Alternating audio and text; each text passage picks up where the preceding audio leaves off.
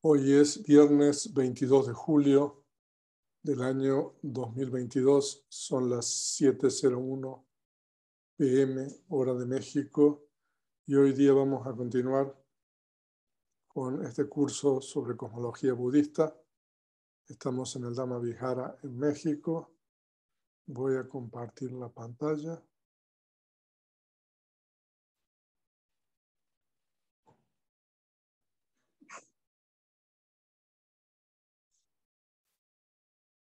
Entonces,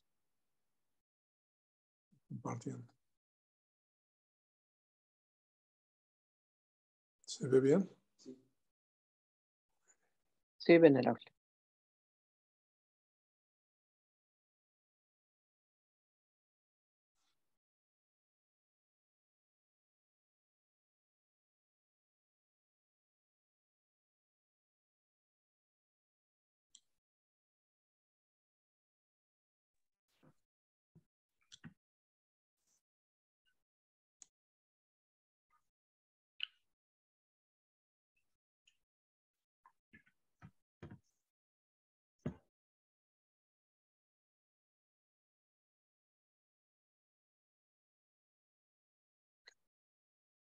Entonces hoy vamos a continuar con la clase número 7.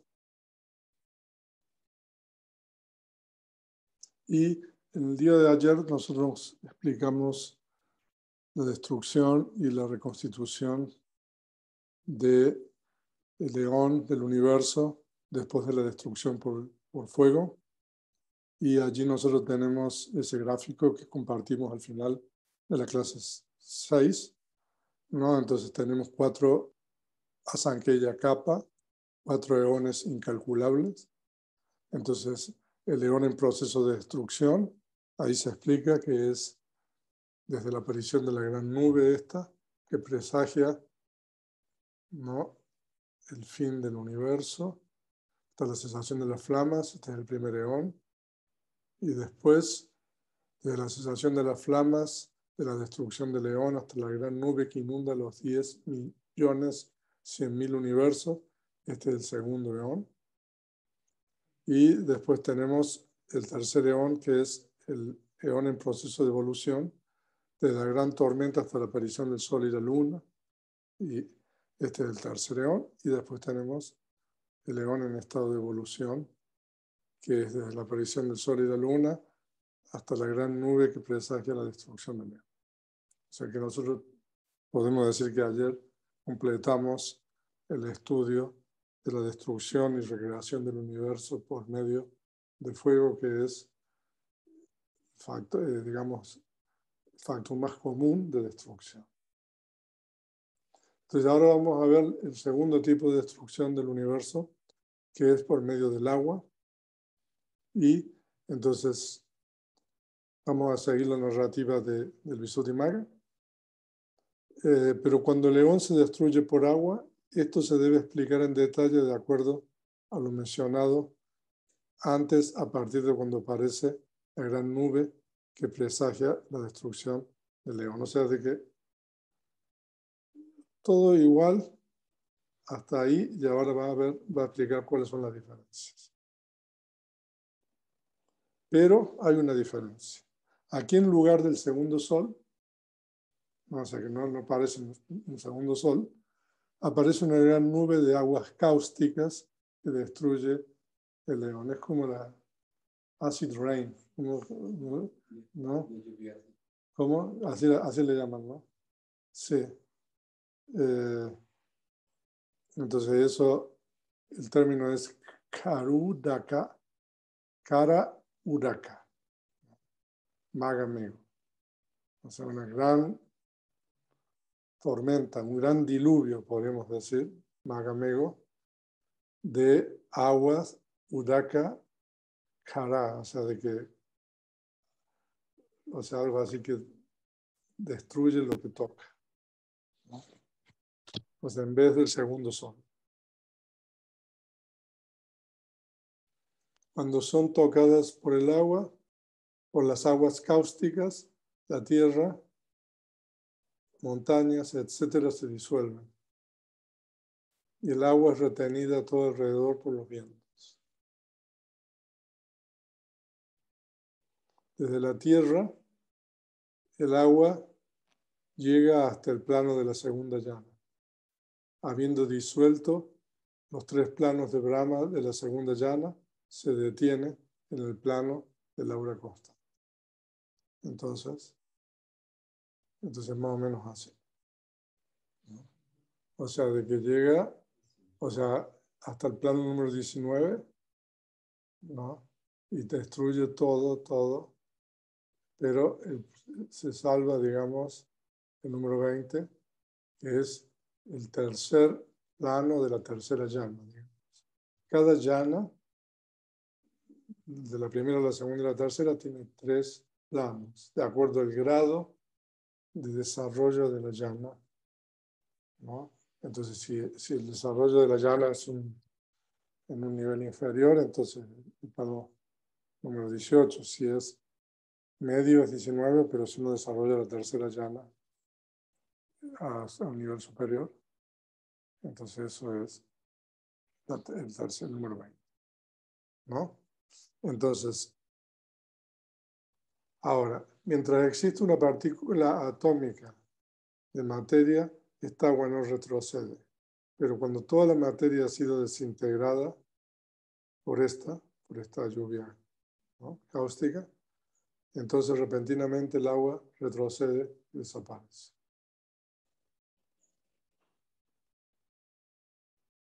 El espacio superior junto con el espacio inferior es una gran masa de oscuridad. Todo esto es como se mencionó anteriormente. O sea, de que nosotros podríamos haber copiar y pegar todas las láminas, ¿no?, cuando se empieza a recrear el universo de nuevo, ¿no? Porque el proceso de recreación del universo a partir de aquí es, después de que se destruye, es igual. No, pero hay una cosa diferente que ahora voy a explicar. Pero aquí el universo aparece primero solo a partir del mundo de Brahma del brillo radiante. O sea, de que es como si los seres se saltan 2 planos y reconectan en el brillo radiante. Eso no sé por qué. O sea, porque la destrucción por aire es igual que la anterior, pero aquí, o sea, ahora vamos a ver un gráfico. Entonces, pero aquí el universo aparece primero solo a partir del mundo de Brahma, del brillo radiante. Los seres, ahí explico, después de morir en el plano del aura constante, porque todos los seres están en el plano del aura constante como mínimo, o más arriba, ¿no? Entonces, pero de la hora constante, en vez de bajar a uno de los 2 planos inmediatamente que están abajo, que se destruyeron, bajan al brillo radiante y a otros planos. Sí, o sea, que es interesante eso, no sé por qué. O sea, por ejemplo, ahí hice un ejemplo, ¿no?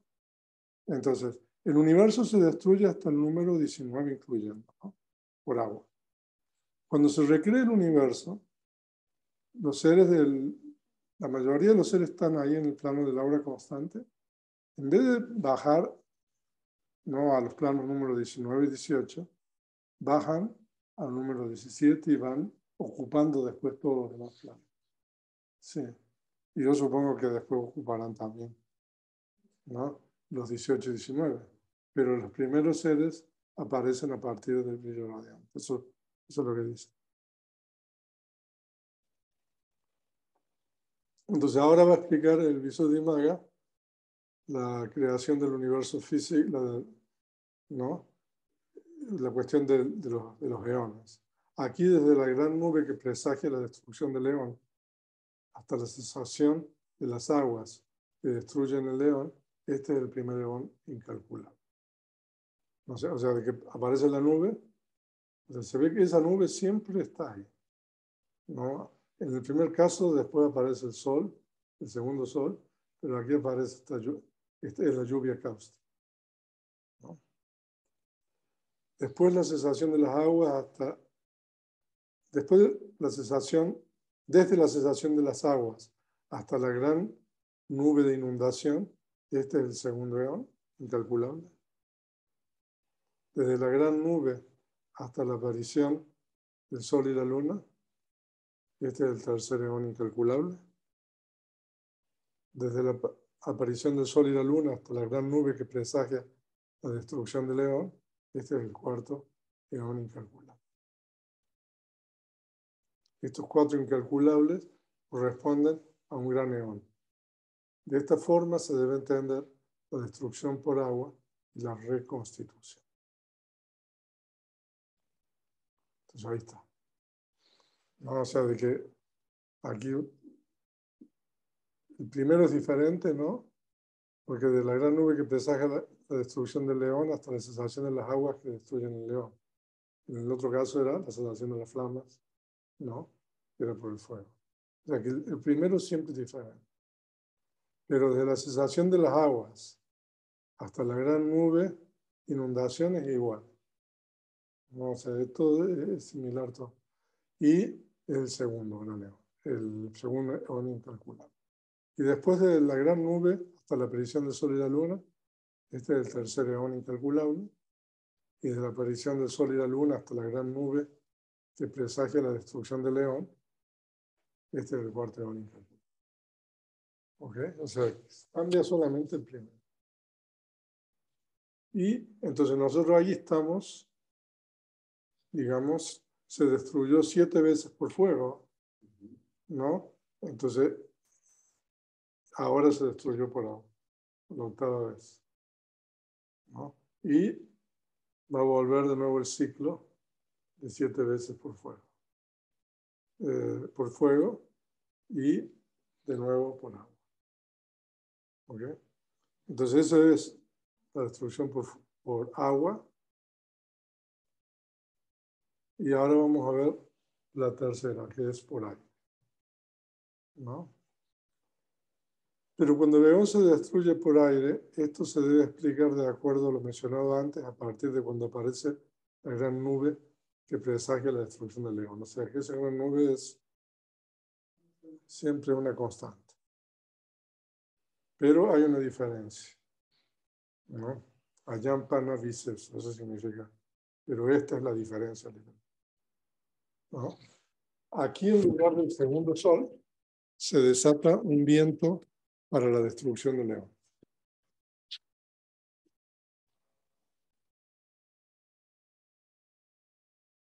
Porque en realidad, si ustedes se fijan, nosotros estamos en el número 63 aquí, cuando se va a destruir por aire, ¿no? O sea, o sea que va a ser el número 64. O sea, por eso habla de el segundo sol, ¿no? No habla, ¿no?, de las aguas cáusticas, ¿no? Entonces, aquí en lugar del segundo sol se desata, porque la destrucción anterior fue por fuego también, ¿no? Siempre la destrucción anterior al agua y al aire es por fuego.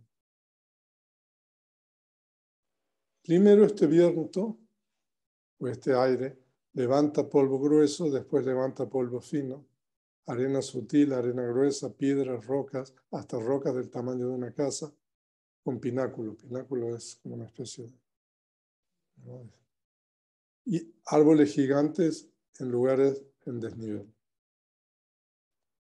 Estos ascienden desde la tierra hasta el espacio y nunca descienden de nuevo. Allí se pulverizan y dejan de existir. Después, más o menos. Pero claro, pero los tornados lo mandan a la atmósfera uno, pero esto es espacio, ¿no? Después, gradualmente, el viento se levanta desde abajo de la gran tierra y le da la vuelta de arriba para abajo. O sea, de que ahora, hay un libro que Berta, a ver si está Berta ahí. ¿No está Berta? Hay un científico estadounidense que escribió un libro a principios del siglo XX que se llama Worlds in Collision, ¿no? Y que, bueno, yo no lo conocía el libro, pero el venerable Siddhananda, que le gustaba leer muchas cosas, tenía ese libro ahí en la biblioteca de su monasterio en Birmania. Y este científico, por supuesto, que causó muchísimo revuelo. Yo tengo un libro ahí en la biblioteca, ¿no? Porque lo que este científico predijo, bueno, trató de explicar científicamente. Perdón, ¿qué pasó?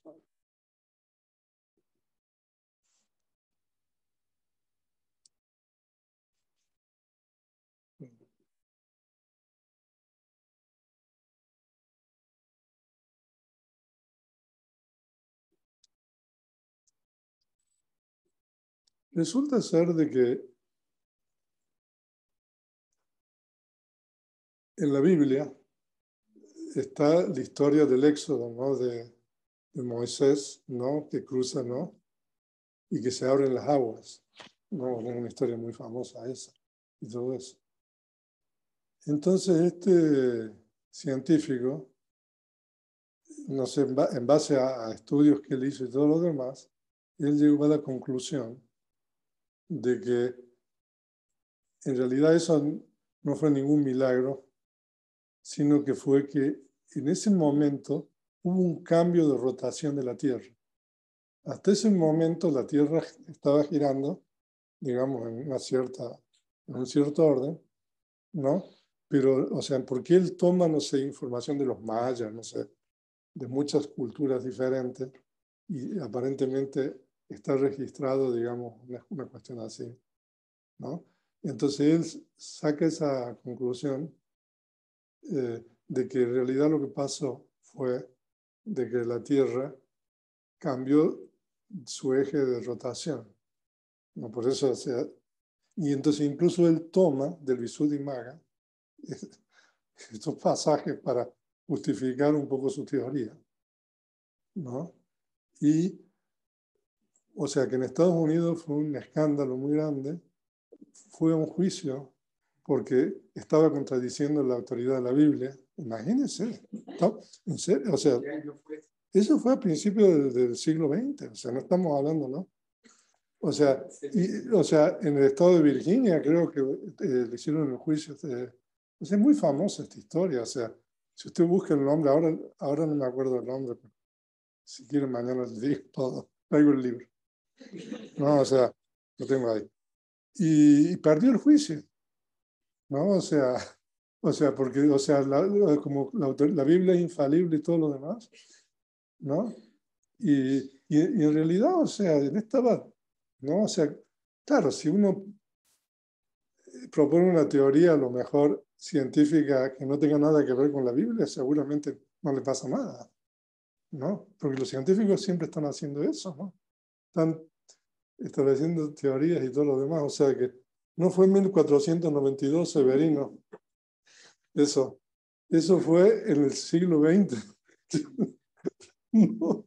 O sea que realmente, o sea, el dogmatismo es increíble. Y este señor, en realidad, seguramente estaba equivocado. Sí, sí, o sea que entonces un poco, es un libro así enorme. Eh, Hace mañana en la clase de repaso lo traigo.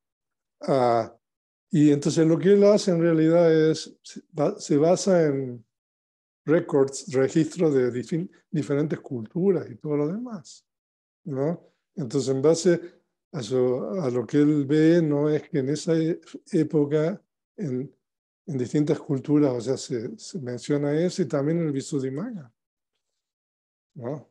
O sea, porque habla de los textos budistas y todo lo demás. Entonces, pero bueno, en realidad, o sea, es completamente diferente, pero lo que dice ahí el Visuddhimagga es eso, que la Tierra se da la vuelta, ¿no?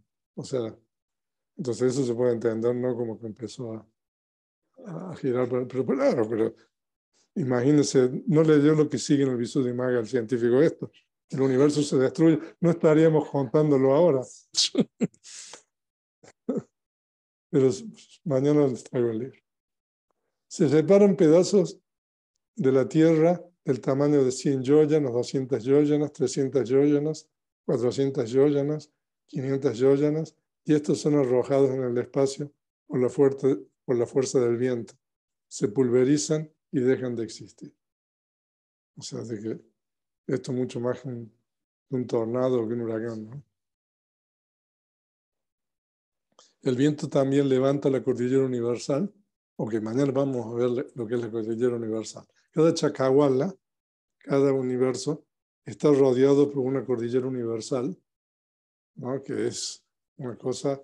Entonces, eso es lo que delimita cada universo, ¿no? Entonces, imagínense, o sea, esa cordillera universal que creo que tiene 40.000 yojanas de altura y 40.000 yojanas, o sea, para abajo. O sea, es una cosa increíble, pero bueno.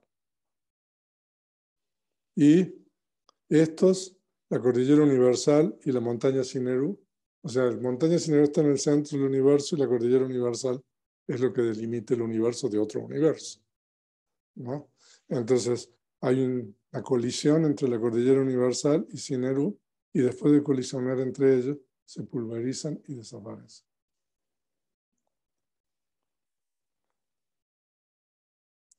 Destruyendo de esta manera las mansiones de devas terrestres y las mansiones de devas espaciales, y después de destruir los 6 planos de devas de la esfera de los sentidos, destruye los 10.100.000 universos. O sea, de que lo interesante también aquí es, no sé si ustedes han notado, de que es, por ejemplo, aquí la destrucción de todos los universos ocurre cuando se destruyen los 6 planos de devas. Y antes, o sea, si ustedes lean, o sea, eso, o sea que hay cosas que todavía estamos investigando. Y en este caso hay colisión de los universos con los universos, de los Himalayas con los Himalayas, de los Sinerús con los Sinerús, y estos se pulverizan y desaparecen. Desde la Tierra el viento llega hasta el plano de la tercera llana. Habiendo disuelto los 3 planos de Brahma de la tercera llana, se detiene en el plano de la gran recompensa. Así, cuando toda la materia se ha desintegrado, desaparece. El espacio superior, junto con el espacio inferior, es una gran masa de oscuridad. Todo esto es como se mencionó anteriormente.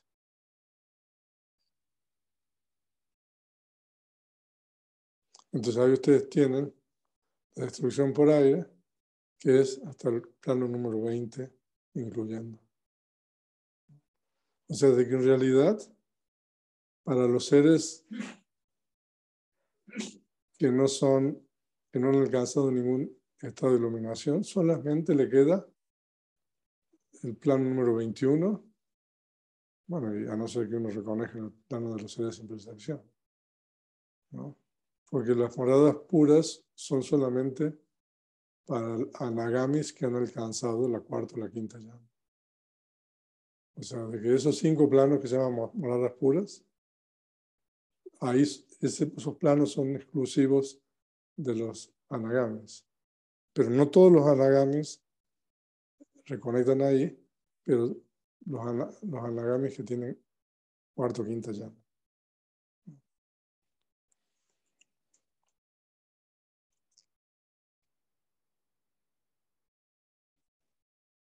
Ahora se vuelve a crear el universo. Pero aquí el universo aparece primero a partir del mundo de Brahma, de la hora constante. O sea que aquí, ahora vamos a ver el gráfico. Los seres después de morir en el plano de la gran recompensa, renacen en el plano de la hora constante y en otros lugares. O sea, de que reconectan en el plano inmediatamente anterior, ¿no? A diferencia del caso del agua, que, o sea, es una peculiaridad que habría que ver si el comentario de Visuddhimagga dice algo.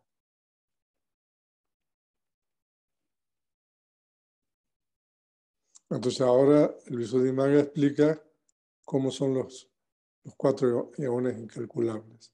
Aquí desde la gran nube que presagia la destrucción de León hasta la cesación del viento que destruye León, este es el primer eón incalculable. Desde la cesación del viento hasta la gran nube de inundación, este es el segundo eón incalculable. De la gran nube hasta la aparición del sol y la luna, esto siempre se repite. Este es el tercer eón incalculable. Y desde la aparición del sol y la luna hasta la gran nube que presagia la destrucción del eón, este es el cuarto eón incalculable. Ok, entonces ahí tenemos ese gráfico, ¿no? Desde la gran nube que presagia la destrucción del eón, ¿no? Hasta la cesación del viento que destruye el eón. Entonces, ese es, o sea que ahí se termina de destruir, digamos. Entonces, ese es el primero. Y cuando ya está destruido, permanece destruido, ¿no? Hasta que aparece la gran nube esta. Este es el segundo eón incalculable. Y desde la gran nube hasta la aparición del sol y la luna, este es el tercer eón incalculable. Y desde la aparición del sol y la luna hasta aquí, de nuevo. Y ahora se va a volver a destruir por fuego, ¿no? Porque aquí el Visuddhimagga explica esto de los ciclos. Entonces ahí están los ciclos de nuevo, ¿no? Entonces después de 64 empezamos el número 1.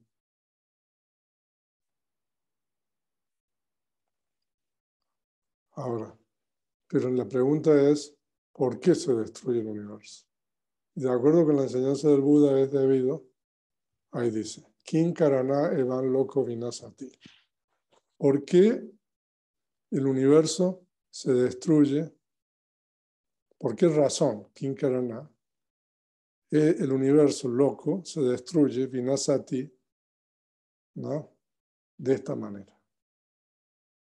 Evan. Entonces la respuesta es akusala mula karana. Por la razón, literalmente, karana, de las raíces, mula, acusa, insana. O sea, de que hay 3 raíces insanas. O sea, son 3 factores mentales que se llaman mula, ¿no? Objeto en la Vidhamma, que son, digamos, los 3 grupos de conciencias insanas, digamos, están agrupados de acuerdo con estas 3 raíces. Una es loba, que es el apego, el deseo. La otra es dosa, que es el enojo, el odio, el enojo, el odio. Y después es moja, que es la ignorancia. Entonces, esas son las 3 raíces insanas. Entonces ahora voy a explicar cómo es que se destruye por cada uno. Ahora, esto es importante, porque cuando las raíces insanas son prominentes, así se destruye el universo. Ahí el término ese, usana, en Pali, usanesu, que está en locativo, plural, ¿no? Eso significa akusala mulesu hi usanesu. Literalmente, cuando las raíces insanas predominan, ¿no? Entonces el mundo se destruye de esta manera. Lo que quiere decir es que una de las 3 predomina. Porque, o sea, ahora nosotros se va a destruir por fuego, ¿no? Y miren la violencia que hay, ¿no?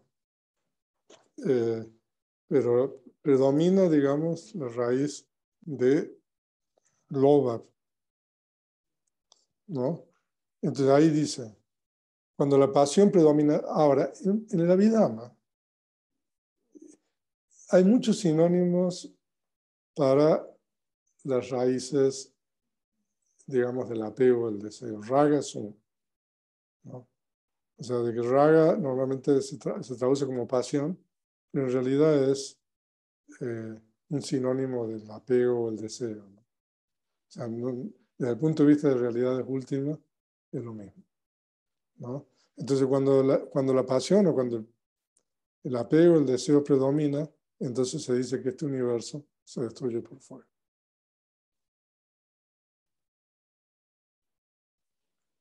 Y después tenemos, a ver cómo decía antes, ya, Usana Tare, o sea, el que es más predominante. O sea, eso es lo que quiero decir, porque no significa que las otras no estén.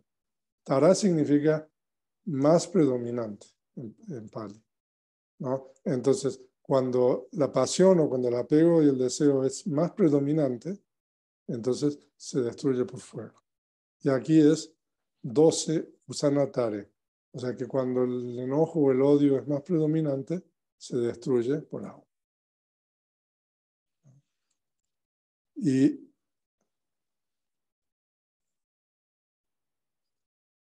ahora, pero aquí hay una opinión alternativa, ¿no? Kechi, ese kechi que dice ahí, significa otros, algunos.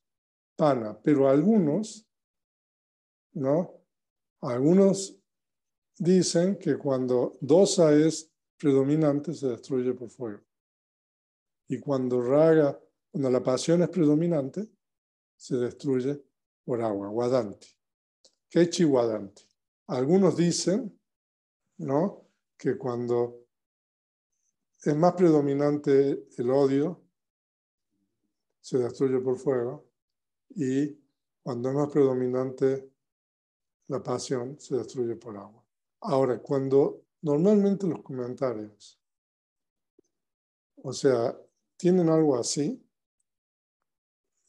significa de que, bueno, vamos a mencionar esto, pero la postura y de la tradición es la anterior, ¿no? Pero ya es, o sea, un gran mérito que mencionen esto, ¿no?, como opiniones alternativas. Ustedes van a encontrar mucho de esto en los comentarios, ¿no?, que el comentarista normalmente siempre da la opinión prevaleciente de la tradición, pero a veces, ¿no?, cuando es necesario, como en este caso, da opiniones de otros, ¿no? Habría que ver quiénes son estos otros. Es dentro de la tradición Theravada.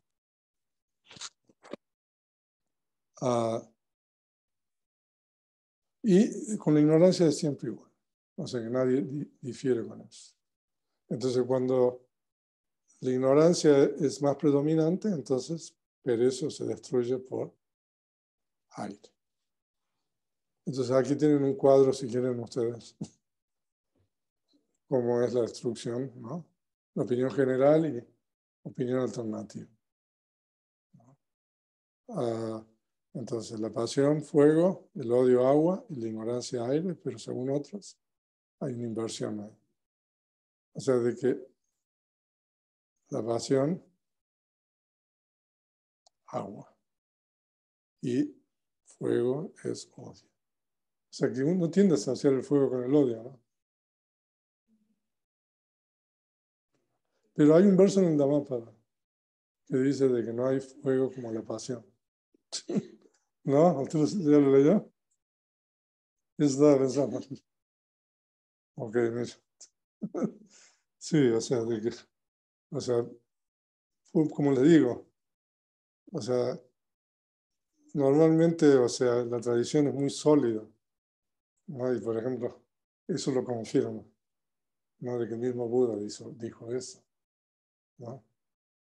Entonces, así, y muchas veces las opiniones estas alternativas, usted que ha ido a Sri Lanka, y ahí está Lautaro también, está Julián. O sea, había una escuela muy importante, o sea, en la época, digamos, donde se escribieron los comentarios y todo, ¿no? Porque estaba el Mahavihara, que es el monasterio más importante ahí en la capital de Anuradhapura. Pero había otro monasterio y otra escuela que son los de Abhayagiri, ¿no? Y muchas veces estas opiniones alternativas son, digamos, de esta escuela de Abhayagiri, ¿no? Había una gran rivalidad en realidad, ¿no? ¿no? Entonces, pero la tradición Theravada está basada, digamos, en todo el gran monasterio, el Mahavihara, donde estaba Buddhaghosa y todo lo demás. Pero el hecho de que Buddhaghosa mencione esto, bueno, eso ya es, digamos, ¿no?, como, digamos, una mención especial, ¿no? Usted sacó el oro en la Olimpiada, pero es, ¿no?, una cosa así, ¿no? Se esforzó.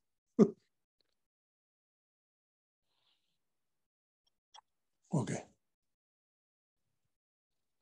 Ahora el Visuddhimagga explica un poco, bueno, lo que ya hemos visto, cómo es la secuencia, ¿no?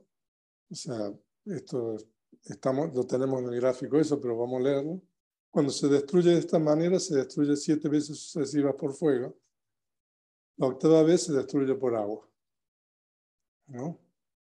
¿No? Ahí dice, Sataware Agina Vinasati, ¿no? Nirantaram. Sucesivamente se destruye 7 veces por fuego. Pero Atame Ware, la octava vez, ¿no? Ahí hay que poner un guión. Uda que no es una palabra junta, ¿no? Por agua. Y después dice de nuevo, Puna, se destruye 7 veces por fuego. Y la octava vez se destruye por agua, ¿no? Cuando se ha destruido 7 veces, la octava vez por agua, de nuevo se destruye 7 veces por fuego. Pero de esta forma han pasado 60 y, ¿cuánto dice ahí? 63 eones, ¿no? Aquí, en la ocasión 64, cuando le correspondería a la destrucción por agua, esta se evita, el aire obtiene la oportunidad y destruye el universo, aniquilando el plano de la hora constante, en donde el periodo de vida es de 64 eones completos. O sea que, ¿se dan cuenta cómo es la correlación entre las destrucciones y el periodo de vida? Por eso se destruye hasta ese plano, porque son 64 eones. No sé si está claro eso. ¿Ok? O sea, por ahí dice, el plano de la hora constante tiene un periodo de vida de 64 mahacapas, ¿no? Grandes eones, ¿no? Entonces es por eso de que el hora constante se destruye también. Interesante, ¿no? Pero por agua, ¿no? Son 8 veces, ¿no? Es la octava vez.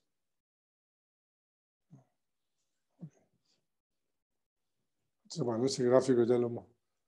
Pero eso lo hizo el venerable Silananda, así que está muy, muy útil eso. Ahora, entonces eso es básicamente las 3 destrucciones y la reconstitución del universo, y también vimos las causas de las destrucciones. Y ahora esto es una especie de un tema que también se trata cuando se trata de la destrucción del universo, que son lo que se llaman los 5 tipos de clamores. El término en pali es kolájala, ¿no? Nosotros lo traducimos como clamor, y eso se refiere a un evento verbal de trascendencia universal. Por eso, como algunos de estos clamores tienen que ver con la destrucción del universo, en los tratados se mencionan estos 5 clamores. Lo que pasa es que solamente vamos a ver cuáles son los que tienen que ver con esto, ¿no? O sea, esto ocurre en ocasiones así tan raras como las destrucciones del universo, ¿no? Se refiere a una predicción de un evento futuro, ¿no? No obstante que el término kolájala es canónico, su explicación en detalle se encuentra en los comentarios, en particular en el comentario del Mangala Sutta, donde se mencionan y explican estos 5 tipos de clamores. El Mangala Sutta, ¿ustedes lo conocen? ¿Alguien estudió el Mangala Sutta? Sí. Isabel lo ha estudiado. ¿Usted lo estudió? ¿El Mangala? No. Ok, el Mangala Sutta es un discurso que es el primer discurso de los paritas, de los discursos de protección. Y un deva le pregunta al Buda, o sea, el Buda está en el monasterio en Jetavana de noche, entonces aparece un deva de luminoso, de incomparable belleza, dice algo así el Sutta, y que ilumina todo el monasterio, y se le acerca al Buda y le pregunta sobre cuáles son los mangalás. Los mangalás es muy difícil de traducir el término, pero son como bendiciones, algo así, pero esa traducción no es. Entonces el Buda le responde a la pregunta y le expone los 38 mangalás. Y normalmente los mangalás son cosas, ¿no?, que uno tiene que cultivar y desarrollar, son virtudes, ¿no? Como por ejemplo eso que vimos ahí, ¿no? Que 100.000 años, ¿no?, antes que se destruya el león, ¿no?, estos devas, estos devas andan emitiendo uno de estos clamores, ¿no? ¿Y qué decían los devas esto? Cuidar al papá y a la mamá, ¿no? O sea, darle respeto a los mayores, practicar meta. Entonces muchas de estas cosas son, digamos, virtudes que uno debería cultivar y desarrollar. Eso se llaman los Mangalai 38. Pues vamos a estudiar, ¿no?, en las clases, los domingos. O sea, entonces son los 5 Kolájala. Entonces el primero es el Kapha, el clamor de león, y después el Buda, también es el segundo clamor, Kolájala. El tercero es el Chakravati. Kolájala, ahora vamos a ver qué es cada uno, que va a aparecer el Rey Universal. Y después está el Mangalá Kolájala, el clamor con respecto al significado del término Mangalá. Y el último es Monella Kolájala, que es el clamor con respecto a la práctica de Monella. Ahora vamos a ver eso. El primero, que es el clamor de león, entonces Kapha Kolájala. Y aquí el sonido emitido por los devas, que comienza al finalizar 100.000 años. O sea, los devas empiezan a decir, al finalizar 100.000 años será la emergencia de un eón, ¿no? No, hay un error. Se destruirá el león. Ok. Voy a corregir, ¿no? Se denomina clamor de eón, ¿no? O sea, ahí hay que corregir, es al revés. Destrucción, se destruirá el león, ¿no? Los devas andan anunciando en los rincones humanos. A partir de ahora, al finalizar 100.000 años, el mundo perecerá, ¿eh? O sea, señores, desarrollad amor benevolente, compasión, alegría empática, ecuanimidad, etc., ¿no?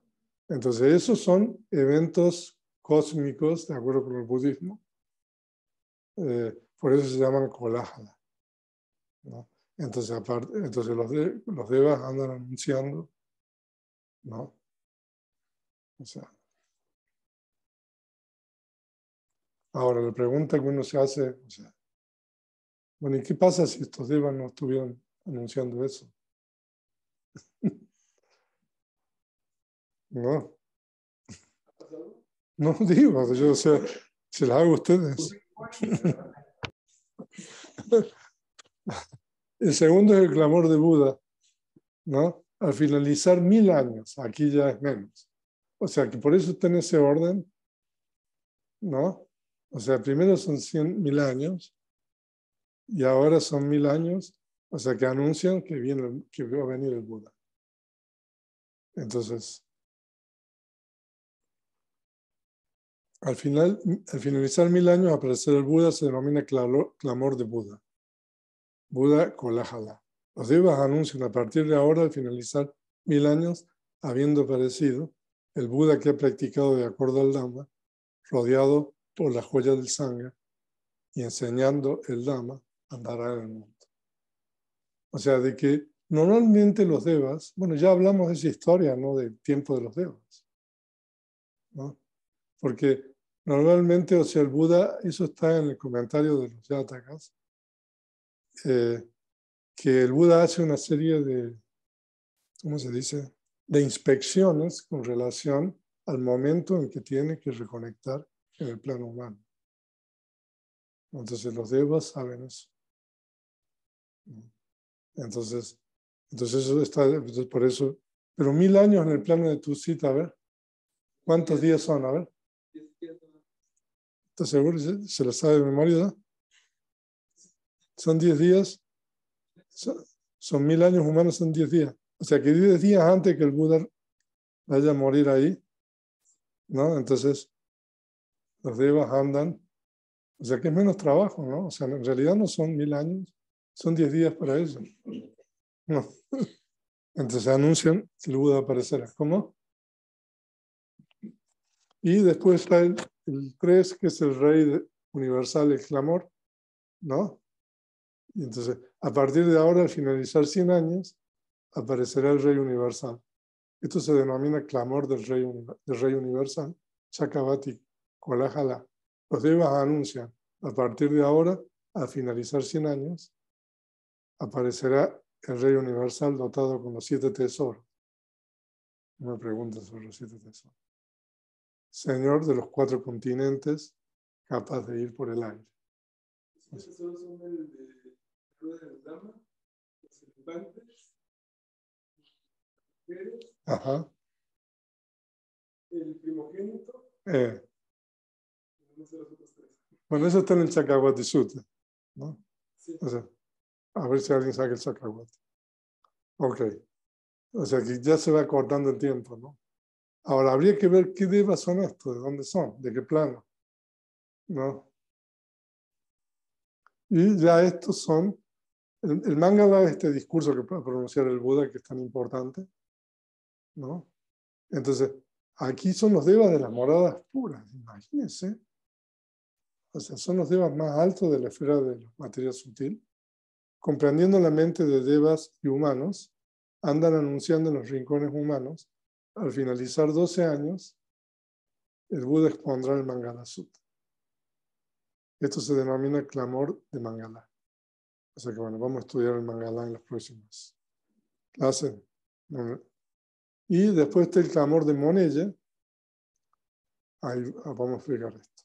Los devas de las moradas puras también, comprendiendo la mente de devas y humanos, andan anunciando en los rincones humanos. Al finalizar 7 años, cierto bhikkhu, después de encontrarse con el bienaventurado, preguntará sobre la práctica de Monella. Monella es una especie así como Muni significa sabio. Y el sufijo este es secundario. Neya significa el estado de la condición. No sé si se pudiera decir sabiedad. No se puede, ¿no?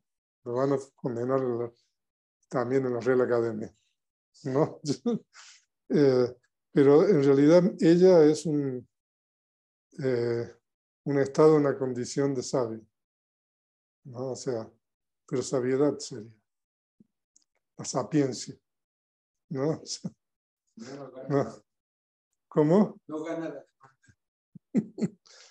Entonces, ¿qué es lo que hace a que una persona sea sabia?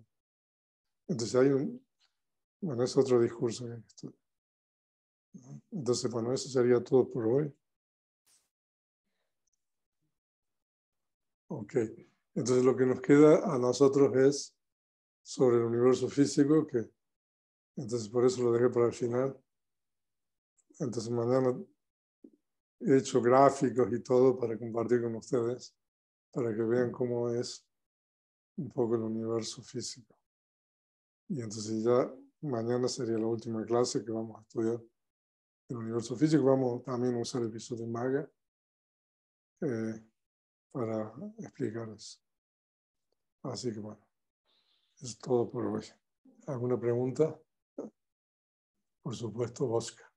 Adelante. Gracias, venerable, buenas noches.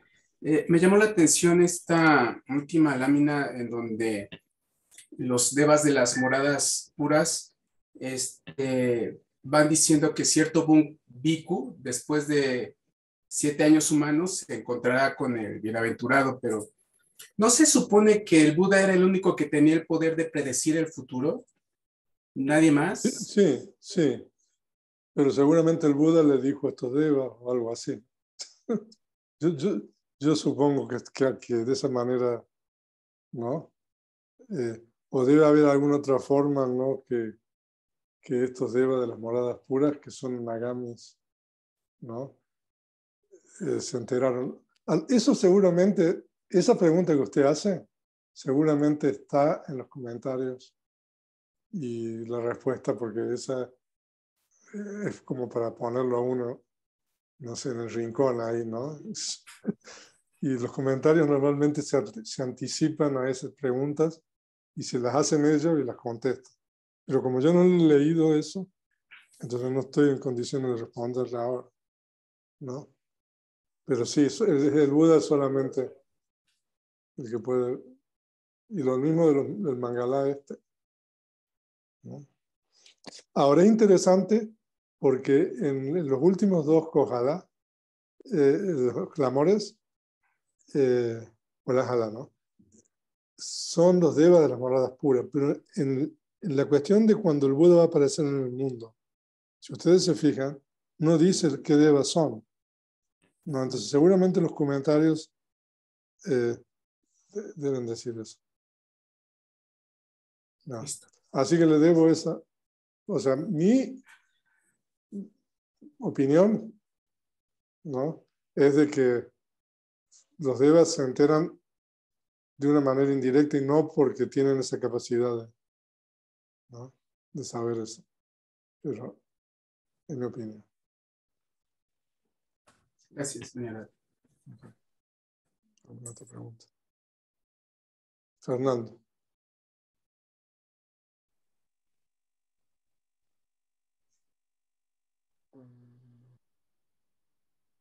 Hola, venerable, ¿me escucha? Un poco bajo, a ver. Ahora. Permítame, ¿ya se escucha mejor? Sí. Mi pregunta es, ¿en qué discurso se pueden encontrar las condiciones que hacen a alguien sabio? Lo que mencionó de Moni. ¿Así? Que hacen a alguien sabio. ¿En qué sutta se pueden encontrar las Mañana le doy la referencia. Monella. Le comparto eso. ¿Ok? Sí, muy bien. O si me Gracias, da un venerable. momentito ahora, se lo busco. Si gusta mañana, para que no Sí. dejar Porque espacio a puedo otras preguntas. buscarlo. Sí. Sí, Ok. gracias. Está bien. O sea que ya estoy en deuda con dos. Bueno, Oscar, que esa pregunta de Oscar, no sé si mañana se la puedo contestar a lo de Fernando, sí. Ok. ¿Alguna otra pregunta?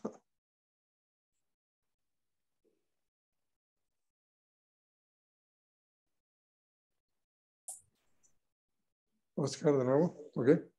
Sí, perdón, venerable, pero pues tengo la duda de que en el plano inmaterial de la nada, pues cómo es que perciben los seres ahí el transcurso del tiempo, porque están en la esfera de la nada, o se percibe referencialmente por otro plano.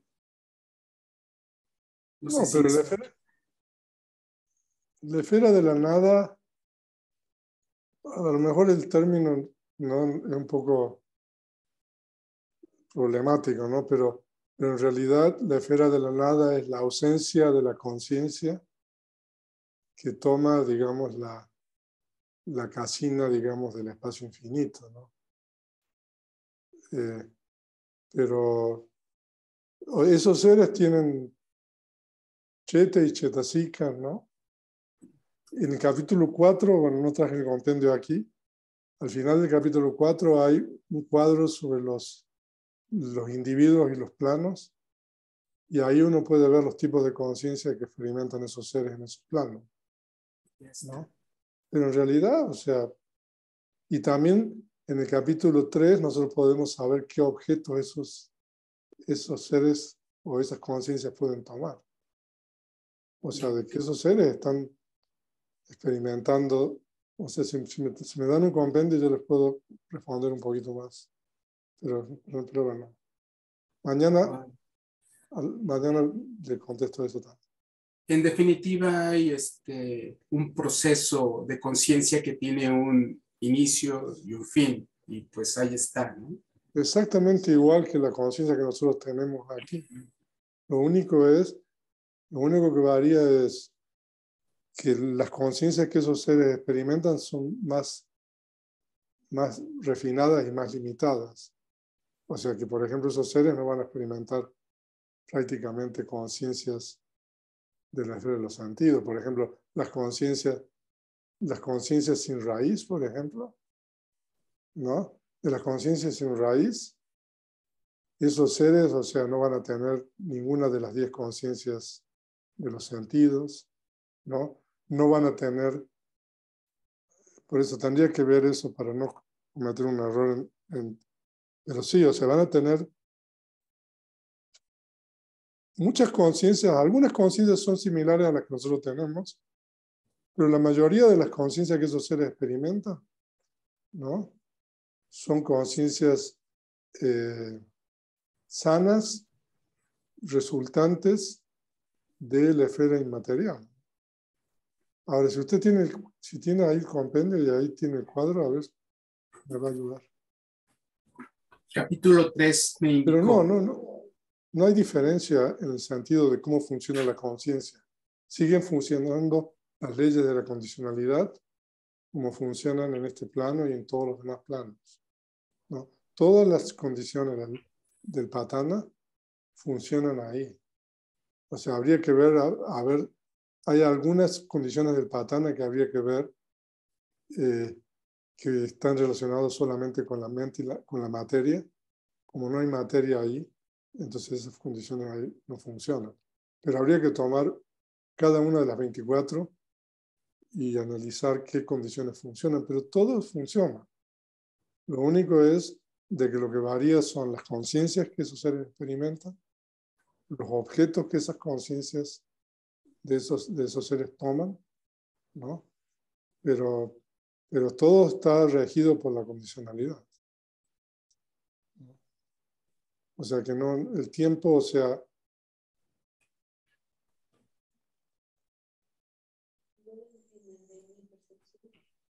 ese es el último, el más alto de todos. Es lo mismo. O sea, lo que pasa es que los seres en ese plano son seres de que han desarrollado esa llana, la última llana, ¿no? Entonces ahí la conciencia es tan sutil, ¿no? Que prácticamente, por eso se dice ni percepción ni no percepción. Percepción es simplemente un sinónimo para la mente. Entonces la conciencia es tan sutil que es como si no hubiera conciencia, pero hay conciencia. Y venerable, en aquellos planos inmediatos superiores al humano, que también hay sentidos, ¿puede ocurrir lo que pasa en este plano, que un ser puede nacer sin un sentido? Por ejemplo, puede haber un deva que no pueda ver, que no pueda escuchar, en un plano en donde sí está habilitado con esos sentidos. Sí. Oh. Sí. Eso está en el capítulo 6, hay un cuadro ahí. Y bueno, y también, más que un cuadro, en la última sección de el orden de ocurrencia de las propiedades materiales.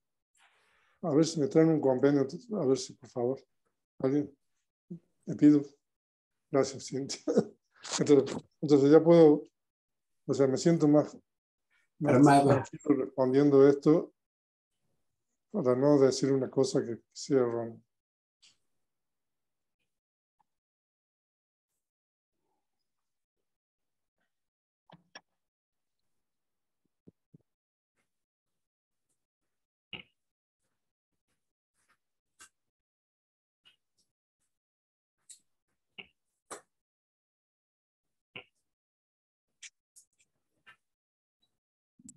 Muchas gracias. Entonces vamos a responder la pregunta esa de si los devas, ¿no? Primero. Entonces vamos al capítulo 6. Entonces esto tiene que estar aquí en el capítulo 6 donde se explica la agrupación de los fenómenos materiales, ¿no? Ah, no. Aquí está. Aquí, donde dice el orden de ocurrencia de los fenómenos materiales. Entonces aquí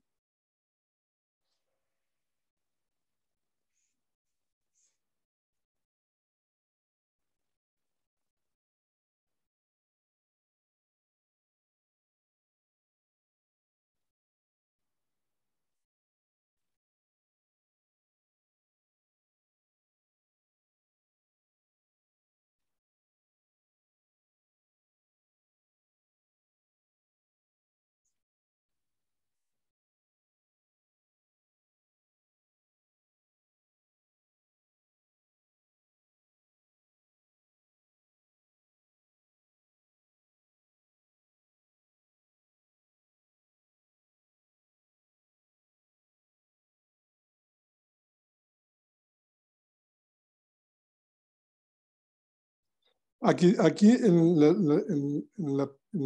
número 23, la ocurrencia de la materia, ¿no?, en los planos de los sentidos.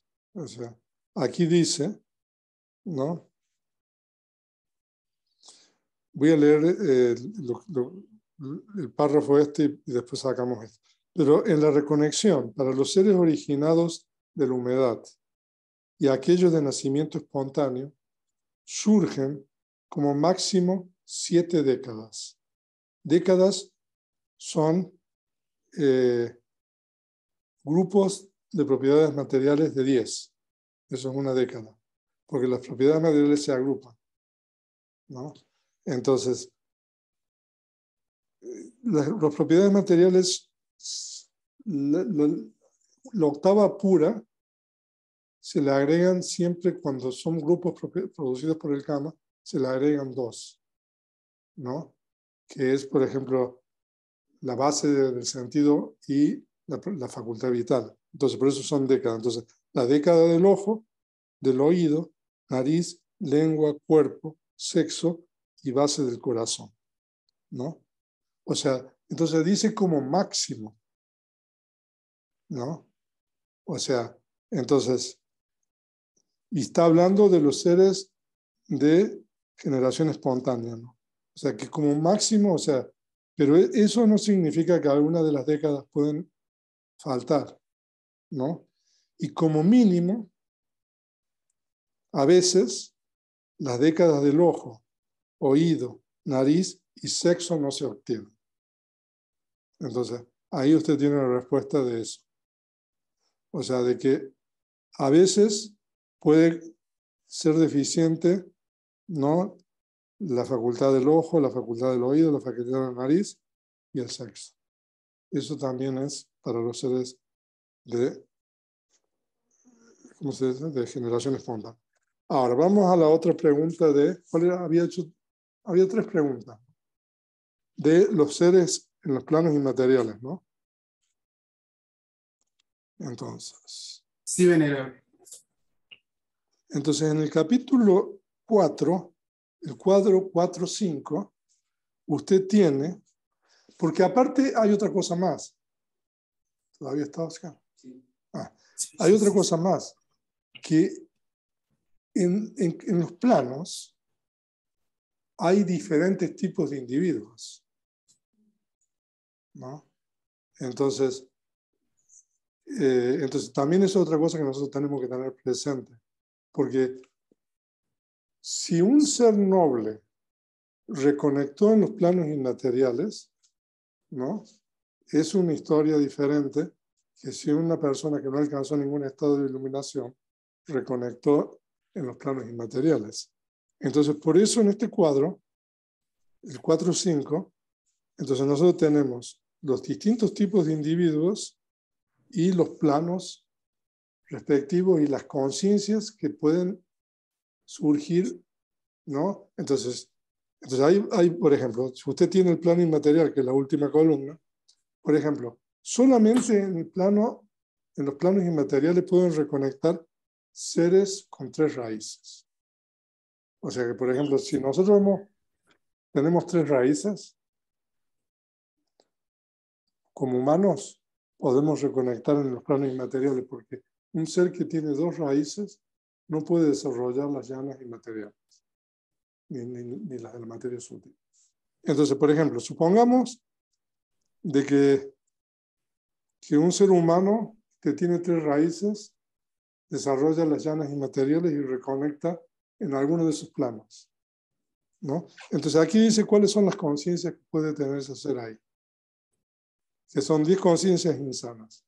O sea que no puede tener 2 conciencias insanas, ¿no?, que son las conciencias insanas asociadas con el enojo o la aversión. En esos planos esas conciencias no pueden surgir. No obstante, ese ser no las haya erradicado, ¿no? Entonces, puede la conciencia de advertencia en la puerta de la mente, 8 conciencias sanas de la esfera de los sentidos, 4 conciencias sublimes sanas, que son solamente las conciencias sanas inmateriales. A eso se refiere. Y 4 sublimes resultantes. O sea, de que un ser ordinario, ¿no?, con 3 raíces, que reconectó en esos planos inmateriales, solamente puede tener esas 27 conciencias, ¿no? Ahora, o sea, responderle la pregunta a Oscar es una tarea, o sea, respondérsela bien. Entonces, ahora, ¿cuáles son las conciencias, cuáles son los objetos que esas 27 conciencias pueden tomar? ¿Ok? Entonces, ahora tenemos que ver. En el capítulo 3, en el compendio de objetos, está el cuadro 3.5. Entonces, nosotros tenemos que tomar esas 10 conciencias insanas.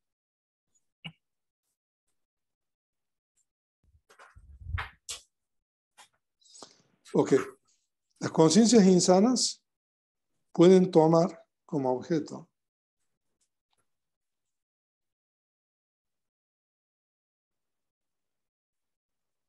81 conciencias mundanas, 52 factores mentales, 28 propiedades materiales y conceptos. Ahora, aquí habría que hacer una sustracción también para los seres de esos planos, que eso, o sea es una tarea. Pero más o menos yo le explico la metodología. O sea, usted estudió Vidama, ¿no? El curso completo. Yo le explico la metodología más o menos cómo hacer. Entonces, tomamos cada una de las conciencias que están aquí, ¿no?, para cada uno de los seres, vemos qué objetos pueden tomar, ¿no? Entonces, ahora que tenemos las conciencias de los objetos, vamos al capítulo 8 del Patana, ¿no? Entonces, hay un cuadro, ¿no?, que es el cuadro 8.3. Entonces, vamos a tener que ir escaneando cada una de las 24 condiciones para ver si esas conciencias y esos objetos, qué condiciones aplican para eso. Entonces, de esa manera nosotros podemos ir descartando, ¿no? Por ejemplo, porque hay condiciones de que hay que descartar. Porque, por ejemplo, hay condiciones las condiciones que son entre la mente y la materia, en los planos inmateriales hay que descartarlas. Las condiciones que son entre la materia y la mente, en los planos inmateriales hay que descartarlas. Entonces, habría que ver cuáles son las condiciones que aplican ahí. Pero el orden y funcionamiento de la conciencia es el mismo. Lo único que varía es que hay ciertas conciencias que no surgen ahí, hay ciertos objetos que esos seres no toman, ¿no? Y hay algunas condiciones que no van a aplicar ahí, pero todo lo demás funciona igual, ¿no? Así que esa es la metodología para responder eso. ¿Qué pregunta? ¿Qué más? ¿Había hecho otra pregunta alguien más? ¿Quién?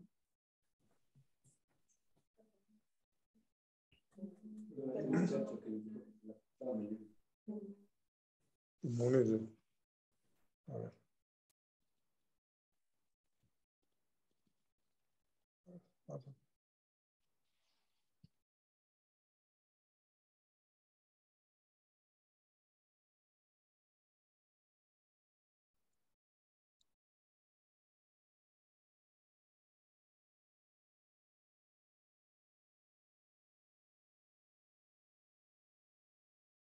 No veo nada.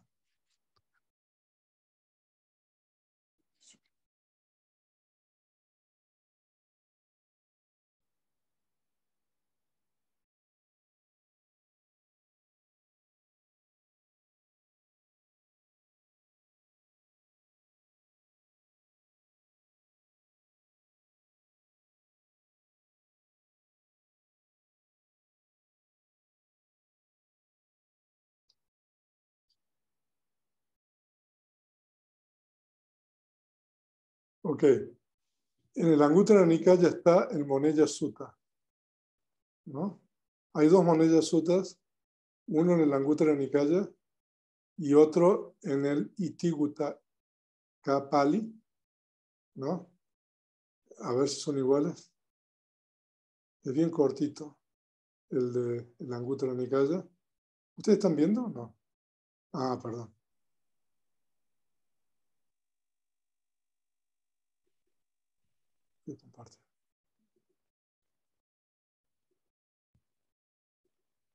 Entonces, mire, ahí aparecen, ahora en los computadores es increíble, ¿no?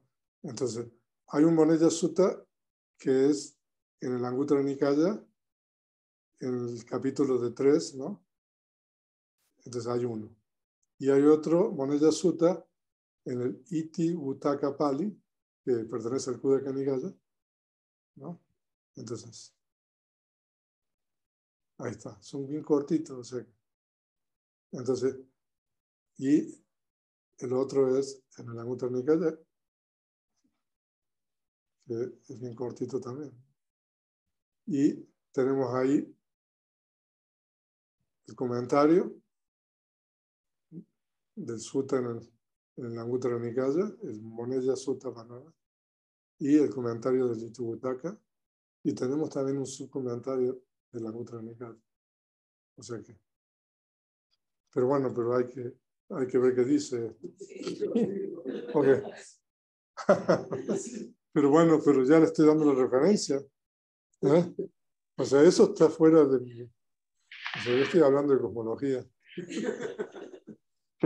Pero, No, ok. con la referencia está muy bien, Bante. Gracias. Mañana lo vemos. Bueno, ¿hay alguna otra pregunta?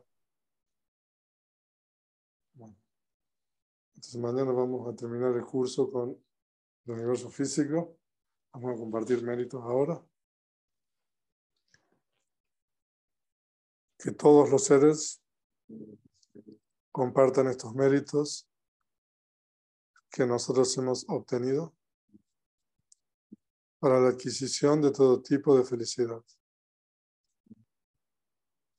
Que los seres que habitan el espacio y la tierra, devas y nagas de gran poder, compartan nuestros méritos. Que ellos protejan las almas. Sadhu, sadhu, sadhu.